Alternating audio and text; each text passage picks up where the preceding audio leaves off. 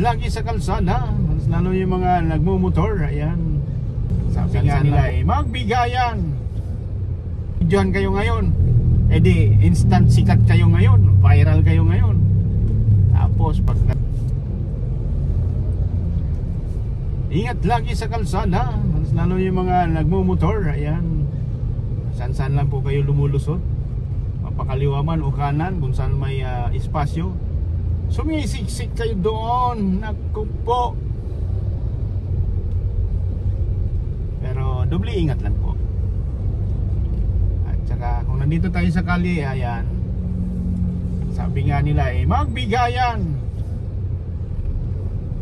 Maganda yung nagbibigayan kasi may sukli. Kumbaga nakakatuwa. Kasi kung iba yung bigayan nyo, bibigayan kayo ng mga salitang hindi magandang pakinggan, nako, hanggang sa mag-aaway kayo.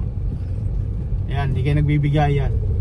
Tapos videohan kayo ngayon, di instant sikat kayo ngayon, viral kayo ngayon.